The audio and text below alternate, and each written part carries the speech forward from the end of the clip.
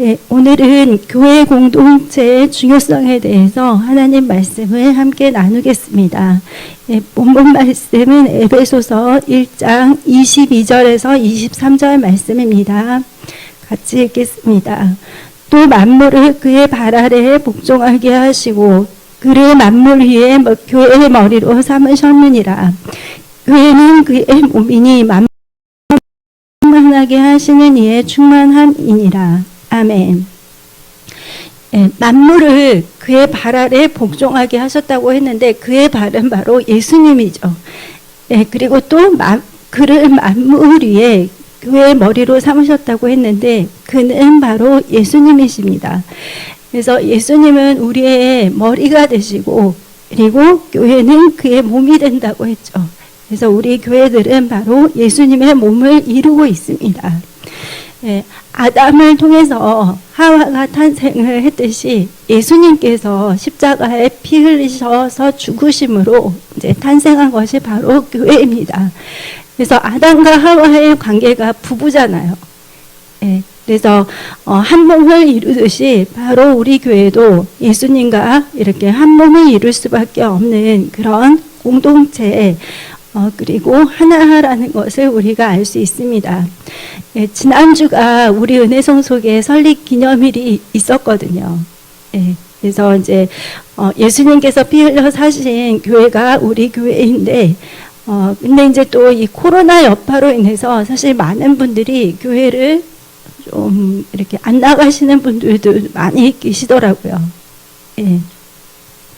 물론 이제 거리상의 문제나 또 직장 여건상 여러 가지로 인해서 사람들이 좀 이렇게 모이기를 힘쓰지를 않고 있는데 성경에서는 예수님께서 피 흘려 사신 이 교회들 그리고 이 교회 공동체의 중요성과 성도의 교제의 중요성에 대해서 언급을 하고 있습니다.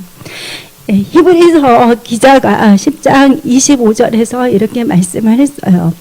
모이기를 피하는 어떤 사람들의 습관과 같이 하지 말고 오직 권하여 그날이 가까움을 볼수록 더욱 그리하자. 이것을 이제 현대인의 성경하고 쉬운 성경으로 보면은 주님이 오실 날이 가까울수록, 그러니까 이 부분은 현대인의 성경이에요. 주님이 오실 날이 가까울수록, 그리고 이제 교회에 모이기 힘쓰라. 이 부분은 이제 쉬운 성경이고요. 그래서 이제 이 히브리서 10장 25절은 주님이 오실 날이 가까울수록 당신들은 더 모이기에 힘써야 합니다. 어디에? 교회에. 그래서 다니엘서를 보면은 마지막 때는 사람들이 다 이렇게 바빠진다고 했어요. 하지만 그럼에도 불구하고 하나님께서 이 마지막 때를 사는 성도들에게 주시는 말씀은 너희들은 모이기에 힘쓰라 이렇게 말씀을 하고 있습니다. 그러면 저희가 이 교회 공동체에 대해서 좀 알아보기 위해서 교회의 어원을 한번 살펴보겠습니다. 구약에서는 이제 히브리어 단어인데요. 카할과 에다가 있어요. 근데 이 카할은 함께 모으다, 그리고 모이다, 회중, 무리 이렇게 해서 단수의 의미보다는 복수의 의미가 있습니다.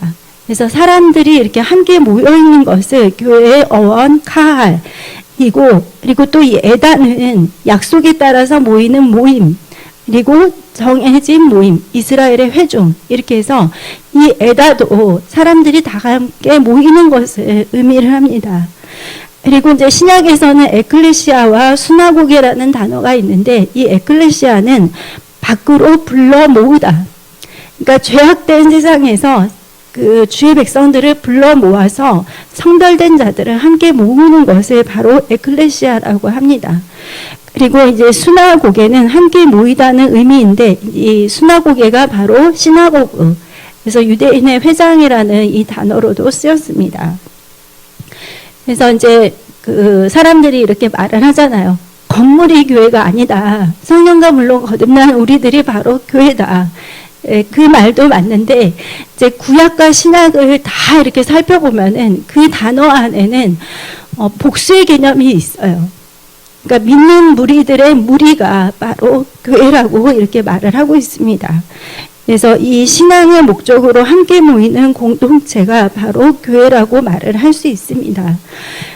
그러면 이제 저희가 이 구약과 신약을 살펴보면서 이 교회가 왜 이렇게 중요한지 함께 말씀을 보겠습니다. 그래서 이제 첫 번째는 이 하나님께서 직접 통치하셨던 이 이스라엘 백성들의 삶은 공동체 중심의 삶이었어요. 그래서 어떻게 공동체를 이루었는가 보면은 첫 번째는 이제 지파별로 공동체의 삶을 살았습니다. 야곱에 의해서 12명의 아들들이 이렇게 탄생을 하면서 또 12의 지파가 생겼죠. 그래서 이 지파별로 너무 사람들이 많아지다 보니까 이 여호수아서에 보면은 이 지파별로 많은 지파들에게는 땅을 많이 주고 적은 지파에게는 땅을 조금 주고 이렇게 해서 지파별로 영토를 배분을 했어요. 그래서 여호수아 11장 23절에 이와 같이 여호수아가 여호와께서 모세에게 말씀하신 대로 그 온 땅을 점령하여 이스라엘 지파의 구분에 따라 기업으로 주매 그 땅에 전쟁이 그쳤더라. 그래서 약속하신 그 가나안 땅을 다 점령을 해가지고 이스라엘 지파가 이 지파별로 영토를 나누었습니다.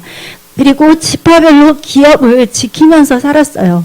민수기 36장 9절에 그 기업이 이 지파에서 저 지파로 옮기지 않게 하고 이스라엘 자손 지파가 각각 자기 기업을 지키라. 그래서 이스라엘은 자기의 기업을 각각 지키라고 이렇게 하나님이 말씀을 하셨기 때문에 지파별로 이렇게 무리를 지어서 살았습니다. 그런데 이제 저희가 그 야곱이 죽기 전에 유언처럼 했던 것이 창세기 49장이거든요.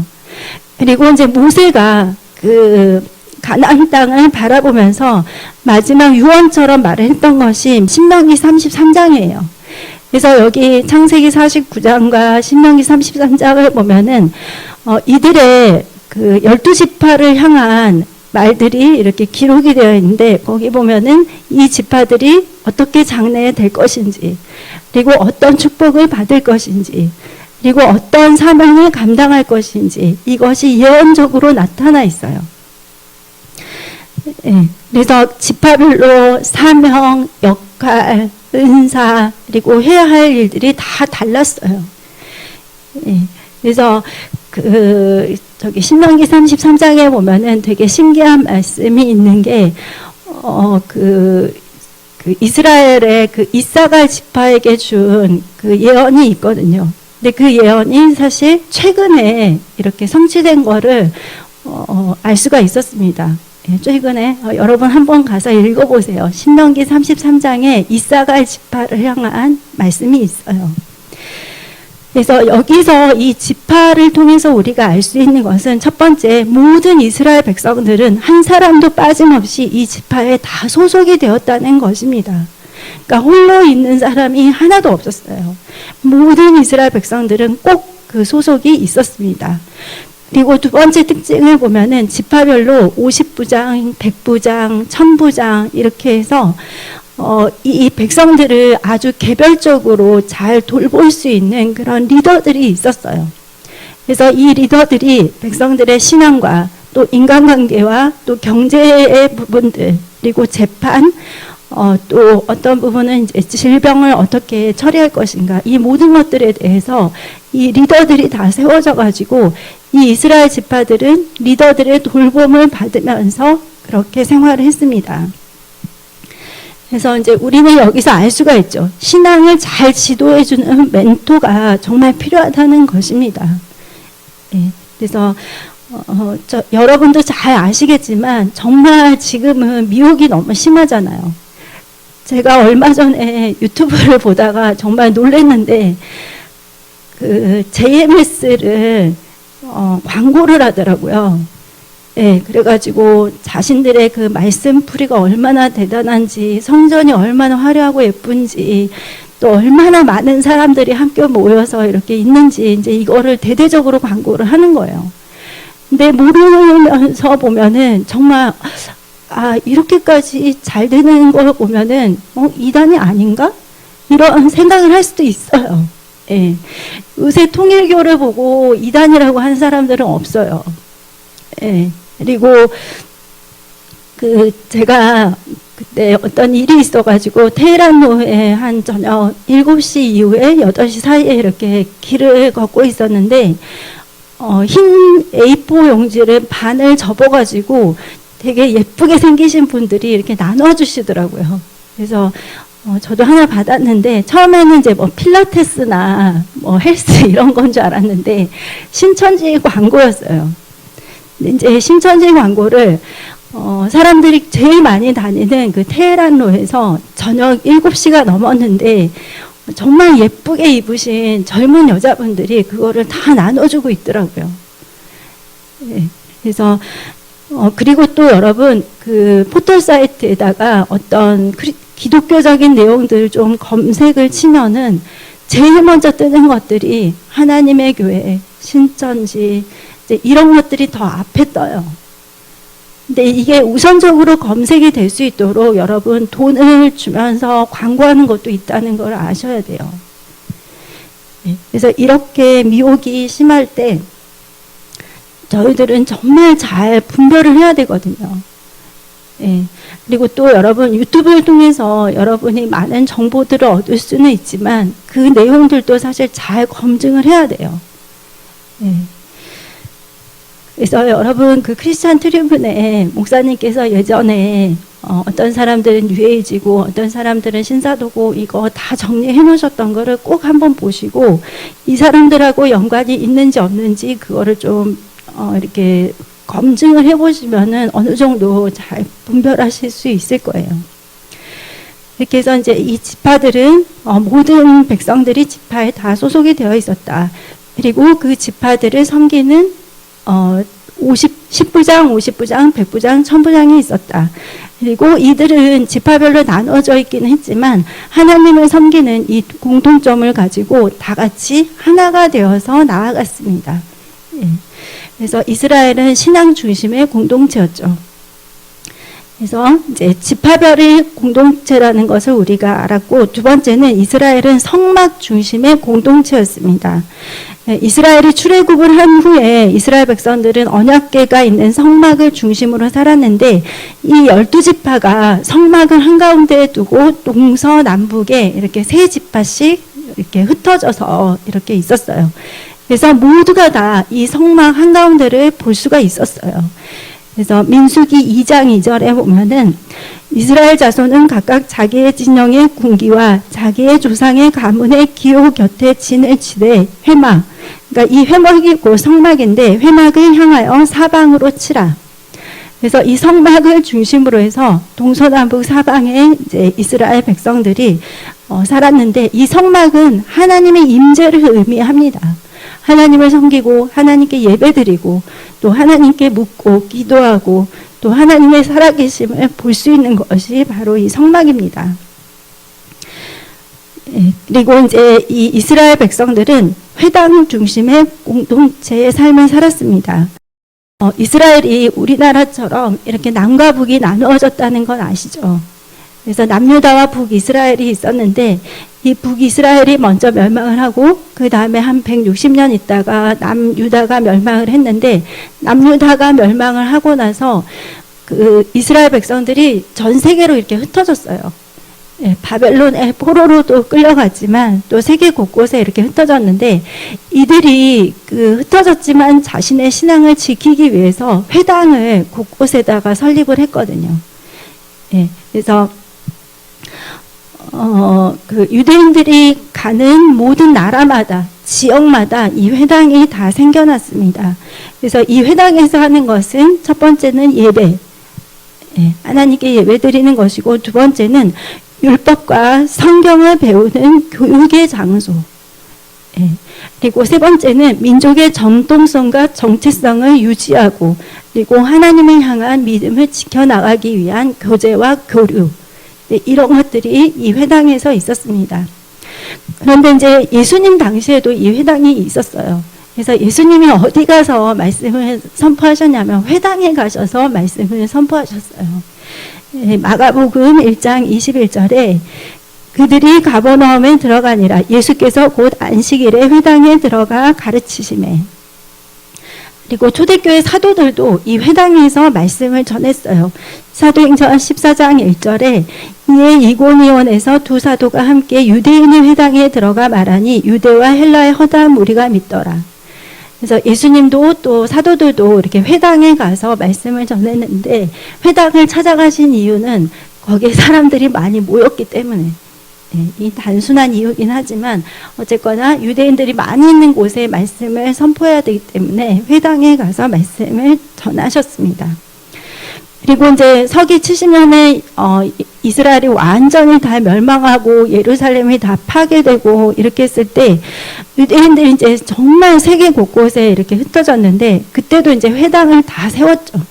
그래서 거기서 종교적인 것뿐만이 아니라 경제적인 것, 또 인간관계를 맺고 또 거기서 서로 결속하는 그런 곳이 되었기 때문에 회당은 참 중요한 역할을 했습니다. 이렇게 해서 이제 그 이스라엘의 삶을 보니까 지파별 공동체, 그리고 성막 공동체, 그리고 회당 공동체의 삶을 살면서 함께 이렇게 공동체로서 연합하는 그런 삶을 살았다는 것이죠. 그러면 이거는 구약인데 신약에는 그러면 어떻게 모였을까? 근데 신약에서는 이제 그 의미가 더 깊어지고 이제 그냥 아예 하나님께서 예수님과 너희는 그냥 한 몸이다 이렇게 선포를 하세요. 네, 오늘 본문 말씀에 말씀을 하셨잖아요. 에베소서 1장에 예수님을 교회의 머리로 세우셨다고 했어요. 그리고 또 우리들은 그 예수님의 몸을 이룬다고 했죠. 머리하고 몸이 여러분 분리될 수가 있나요? 없죠. 예, 그냥 하나예요. 예수님과 우리는 하나다 이렇게 생각을 하시면 됩니다. 그런데 이 하나된 몸 안에 많은 지체들을 하나님이 두셨다고 로마서가 말을 하고 있어요. 로마서 12장에 보니까 4, 5절에 우리가 한 몸에 많은 지체를 가졌으나 모든 지체가 같은 기능을 가진 것이 아니니 이와 같이 우리 많은 사람이 그리스도 안에서 한 몸이 되어 서로 지체가 되었느니라.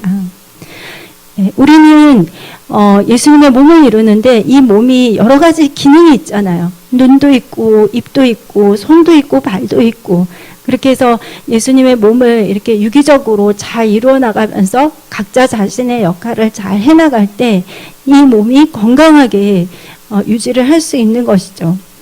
이렇게 해서 우리 믿는 자들은 서로 다른 역할, 개성, 능력, 성품을 가졌지만 예수님의 몸을 이루는 하나된 지체임을 알고 나아가야 합니다.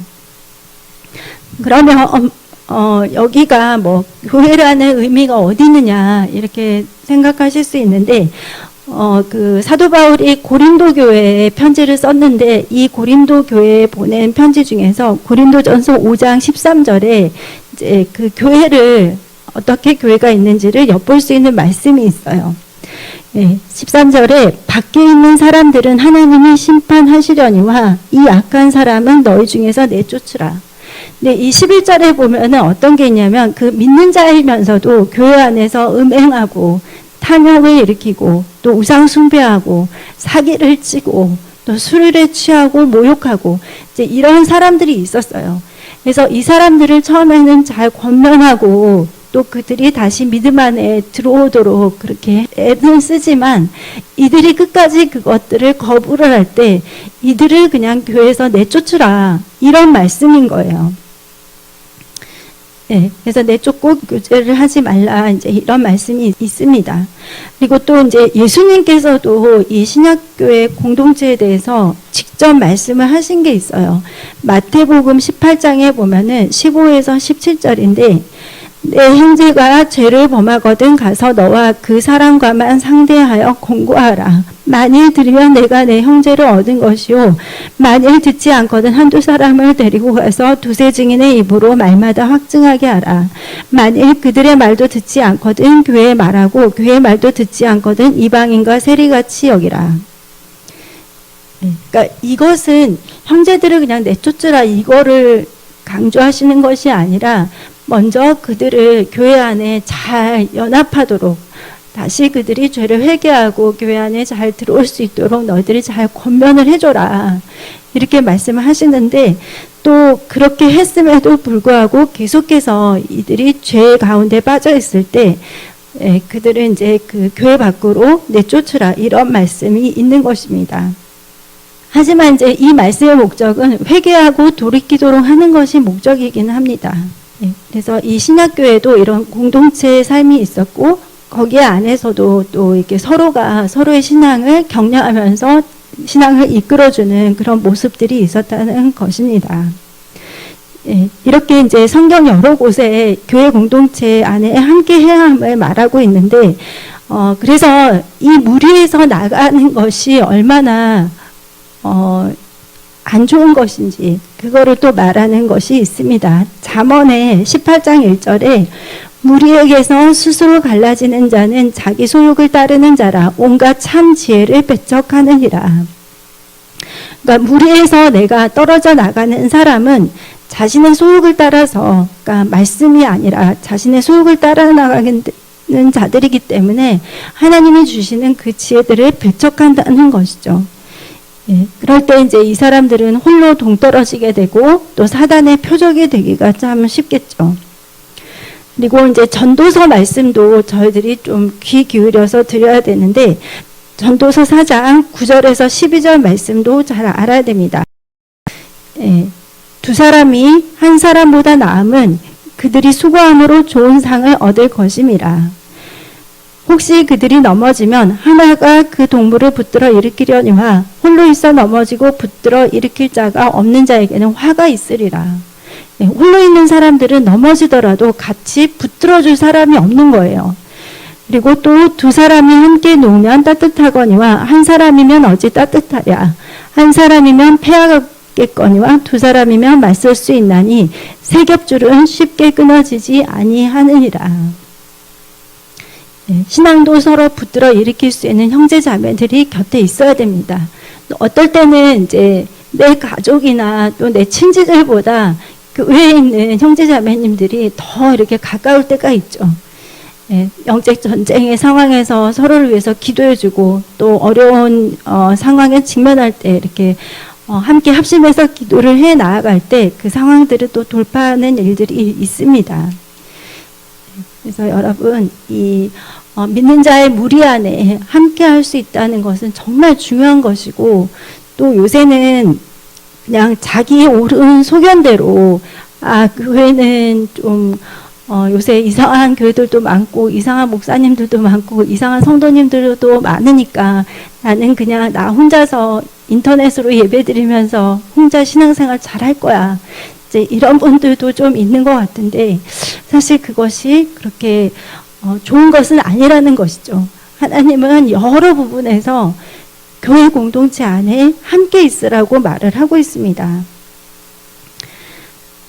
그리고 그 세 번째는 교회 공동체 안에 있을 때 우리 믿음이 가장 건강하고 또 안전하게 성장을 할 수 있습니다. 왜냐하면은 첫 번째로 교회는 예배의 공동체이기 때문입니다. 예배는 사실 우리 믿는 자들에게 있어서 가장 중요하잖아요. 그래서 이제 믿는 자들이 함께 모이는 이유는 바로 하나님을 예배하기 위해서이죠. 사도행전 2장 46절에 날마다 마음을 같이하여 성전에 모이기를 힘쓰고 집에서 떡을 떼며 기쁨과 순전한 마음으로 음식을 먹고, 성전에 모이기 힘쓴다는 것은 바로 예배 중심의 삶을 산다는 것이죠. 그래서 우리가 이제 물론 유튜브를 통해서도 많은 설교들을 들을 수가 있어요. 또 좋은 자료들도 사실 많이 있기는 하죠.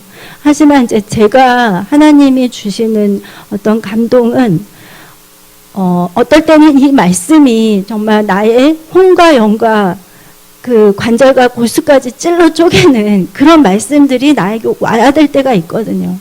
우리가 항상 올바르게 생각하고 올바르게 행동하고 올바르게 판단할 수가 없기 때문에 어떨 때는 하나님께서 목사님을 통해서 그런 강력한 말씀들을 나에게 주실 때가 있어요. 하지만 우리가 이 인터넷상에서 이걸 하다 보면은 나에게 조금만 듣기가 힘들면 그냥 이건 더 이상 안 들어야 되겠다. 그리고 또 나에게 조금만 이렇게 부담이 되는 말씀이 온다 그러면은 또 딴 데로 그냥 편안한 데로 가야 되겠다. 이렇게 해서 계속해서 편안한 곳만 찾아다니고 또 내 귀에 듣기에 좋은 말만 듣고 이렇게 할 때는 절대로 신앙이 올바르게 바로 세워질 수가 없다는 것이죠. 그래서 저도 목사님을 통해서 말씀을 받을 때 막 아까 저희 점심시간에 이하정 목사님께서 또 한 말씀 딱 하셨는데 우리 전부 다 가슴을 딱 부여잡았거든요. 다 막 찔리는 말씀을 이렇게 딱 하나님이 이렇게 주시니까, 그래서 정발 목사님을 통해서 또 이하주 목사님을 통해서 이렇게 저희들에게 꼭 필요한 말씀들을 주세요. 우리 신앙의 상태에 맞게. 근데 그 말씀이 우리에게 오는 것은 그것을 이게 우리가 잘 아멘하고 순종하고 나아가면은 우리 믿음의 성장이 있고 또 환경과 상황들이 돌파가 되고 기도 응답이 온다는 것이거든요. 그거를 잘 이겨내면. 근데 내가 이 말씀은 듣기가 불편하고 이건 부담스럽고 또 이거는 그냥 내 말씀은 아닌 것 같아. 이렇게 해서 그냥 다 버리고 거절하고 골라내고 이렇게 하다 보면은 건강하게 신앙은 성장할 수가 없겠죠. 그리고 이제 두 번째, 교회는 기도의 공동체입니다. 초대교회들이 그 옥에 갇힌 베드로를 위해서 함께 기도할 때 이제 베드로가 놀라운 기적을 경험하면서 풀어나게 되었죠. 그래서 이 교회에 가장 강력한 능력을 발휘하는 이 말씀이 하나가 있는데 마태복음 18장 19에서 20절 말씀입니다. 진실로 다시 너에게 이르노니 너희 중에 두 사람이 땅에서 합심하여 무엇이든지 구하면 하늘에 계신 내 아버지께서 그들을 위하여 이루게 하시리라. 두세 사람이 내 이름으로 모인 곳에는 나도 그들 중에 있느니라. 믿는 자 단 두 사람만 있더라도 그 가운데 예수님께서 함께 하신다고 하셨습니다. 이것이 사실 교회가 가지고 있는 가장 강력한 능력이라고 저는 생각이 되어요. 그러니까 우리가 두 사람만 모여 있더라도 함께 합심해서 기도를 하면은 하나님께서 무엇이든지 하늘에 계신 아버지께서 이루게 하신다는 것입니다. 여러분 많이 경험하셨잖아요. 교회 성도들을 위해서 함께 질병 치유를 위해서 기도할 때, 또 여러 가지 상황의 돌파를 위해서 환경, 직장, 여러 가지 재정 그것들을 위해서 함께 합심해서 기도할 때 정말 많은 응답들을 하나님이 주셨습니다. 그리고 세 번째, 이제 교회는 봉사와 섬김의 공동체이죠. 예수님 시대에도 그랬고 또 사도들의 시대에도 많은 사람들이 예수님의 사역을 도왔고 또 사도들의 사역을 도왔습니다. 예수님의 사역을 누가 도왔는지 이 누가복음 8장 3절에 보면은 헤롯의 청지기 구사의 아내 요한나와 수산나와 다른 여러 여자와 함께하여 자기들의 소유로 그들을 섬기더라. 그들은 바로 예수님과 예수님의 제자들입니다. 그래서 많은 재정을 가지고 있는 분들이 또 재정으로 또 자신들의 처서를 이렇게 사도들에게 내어주는 그런 경우도 있었고요. 또 교회로 자기의 집을 이렇게 열어놓는 분들도 있었죠. 그리고 네 번째는 교회는 친교의 공동체입니다. 이 친교가 얼마나 중요한지, 그리고 형제 자매들이 합심해서 또 연합해서 나아가는 것이 얼마나 중요한지 시편 133편 1절에서 3절 말씀을 보겠습니다. 보라, 형제가 연합하여 동거함이 어찌 그리 선하고 아름다운고, 머리에는 보배로운 기름이 수염 곧 아론의 수염에 흘러서 그 옷깃까지 내린 같고, 헐몬의 이슬이 시온의 산들에 내린 같도다. 거기서 여호와께서 복을 명령하셨나니 곧 영생이로다. 연합해서 하나 되어 나아갈 때 이 머리 위에 부은 이 기름이 수염과 옷깃까지 해서 흘러내린다고 했습니다. 그러니까 기름 부음이 위에서부터 아래로 흘러내리는데 형제가 연합해서 나아갈 때 이 기름 부음이 온몸에 다 이렇게 적시게 되는 것이죠. 그리고 헐몬의 이슬이 시온산에 내린 같도다 했는데, 이 헐몬은 어디냐면 신명기에 보면은 그 이스라엘의 영토를 맨 북쪽을 이제 헤르몬 산으로 할 것이다, 이런 말씀이 있는데 그 헤르몬 산이 바로 헐몬산이에요. 이 헤르몬 산을 여러분이 인터넷으로 찾아보시면 거기는 그냥 그 후지산처럼 이렇게 눈으로 다 덮여 있어요. 근데 이 눈으로 덮여 있는 이 산에서 계속 물줄기가 흘러나와서 이것이 그 아래에 내려오면서 갈릴리 호수가 되고, 그리고 이 갈릴리 호수의 강물이 흘러서 요단강이 되고, 네, 그래서 이제 이스라엘을 전체적으로 이렇게 살리는 물줄기가 바로 이 헐몬산, 그리고 갈릴리 호수, 그리고 요단강이거든요. 이렇게 산에서 내리는 물이 요단강까지 흐르듯이 형제가 연합할 때 생명수가 모든 사람들에게 흘러넘쳐서 함께 복을 누리게 된다는 것입니다. 네, 그런데 이제 교회가 뭐 분열되고 단합되지 못하고 이렇게 서로 이렇게 싸우고 할 때는 이 기름과 물이 온몸을 적시기 힘들겠죠. 네, 그래서 함께 충만한 하나님의 은혜를 누리지 못하는 것입니다. 그리고 이제 또 이 형제들이 함께 할 때 정말 좋은 것이 잠언 27장 17절에 있는데요. 이것은 이제 새 번역으로 한번 보시면 쇠붙이는 쇠붙이로 쳐야 날이 날카롭게 서듯이 사람도 친구와 부대껴야 지혜가 예리해진다. 네, 저도 안 믿는 분들하고 이야기하기보다는 믿는 분들 그리고 믿더라도 정말 기도하시는 분들하고 대화를 하면은 확실히 달라요. 네, 서로 이렇게 대화를 나누면은 믿음의 도전을 많이 받고 또 그 안에서 하나님께서 저에게 주시는 메시지들을 제가 들을 때도 있어요. 이 교제 가운데에서. 그래서 성령 충만한 믿음의 형제 자매님들 또 이제 가정 안에서는 서로 부부가 서로에게 이제 서로 도전해 줄 수 있는 그런 믿음의 좋은 동역자가 되기도 하고 또 자녀들도 마찬가지죠. 예, 그리고 또 목사님들과 성도님들과 대화할 때 이렇게 하나님께서 또 그 안에 믿음의 교제 가운데 함께 하시고 저희들에게 말씀하실 때가 있습니다. 그리고 마지막으로 이제 교회는 돌봄의 공동체입니다. 이 마지막 때에는 서로가 서로를 돌보며 사랑과 선행을 격려하는 것이 정말 필요합니다. 히브리서 10장 24절에 서로 돌아보아 사랑과 선행을 격려하라고 했습니다. 그러니까 무리에서 떨어져 나가면은 이제 홀로 신앙생활을 하다 보니까 온전한 돌봄을 받을 수가 없겠죠. 예, 그리고 또 이 마지막 때는 사랑이 식어지고 불법이 성행한데 우리는 사랑과 또 선행을 격려를 받고 격려를 해야 됩니다. 네, 그래서 물론 우리들도 다 부족하죠. 부족하니까 서로를 위해서 기도를 하는 것입니다. 네, 근데 이제 두 사람만이 모여서 기도를 하더라도 하나님은 그 기도에 응답을 하시니까. 네.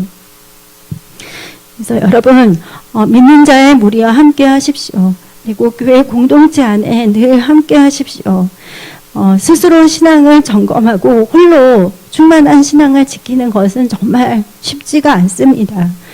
오히려 이제 사탄에 공격하기 쉬운 표적이 될 수도 있습니다. 그래서 정말 진리의 말씀을 선포하는 교회에 있다는 것, 그리고 또 기도하는 교회에 있다는 것, 그리고 목사님을 통해서 요새 계속 마지막 때에 대한 메시지가 계속 나가고 있잖아요. 그래서 예수님의 다시 오심을 늘 일깨워주는 교회에 있다는 것, 그리고 서로를 위해서 격려하고 올바른 말씀으로 훈계와 진리의 복음을 전하는 교회에 있다는 것, 이것은 정말 너무 감사한 일입니다. 예수님께서 이 십자가 희생으로 세워지신 이 교회는 예수님의 이 공중 재림이 있기까지 이 땅에서 전도와 제자 양육과 선교 구제 등 사명을 감당하게 됩니다. 그러니까 이제 죽어가는 영혼들에게 생명을 주는 가장 중요한 역할을 하는 것이죠. 근데 어떤 이유에서든 이 교회를 무너뜨린 것은 하나님 앞에서 매우 심각한 죄라는 것을 또 알아야 됩니다. 그래서 교회나 목회자에 대해서 비방을 하거나 또 예배나 사역을 방해하거나 또 교회를 통해서 하나님이 하고자 하시는 일들을 회방하거나 또 권위를 대적하거나 그리고 하나님께서 교회에 보내주신 영혼들을 흩어놓거나 미혹하거나 이제 이 모든 것들이 교회를 무너뜨리는 심각한 죄임을 알고 또 우리는 올바른 길만을 나아가야 하겠습니다. 그래서 여러분 마지막 때에 더 모이게 힘쓰시고 또 더 예수님을 사랑하는 여러분이 되시기 바랍니다. 11월이 가기 전에 또 12월을 미리 잘 계획하시고 또 12월에 내년을 또 잘 계획하셔서 이 한 해를 잘 마무리하시고 또 하나님께서 우리를 향하신 모든 귀한 축복과 은혜들을 우리가 다 받아 누릴 수 있도록 서로가 서로를 위해서 더 기도하는 저희 모두가 되기를 예수님의 이름으로 축복합니다. 네, 기도하겠습니다.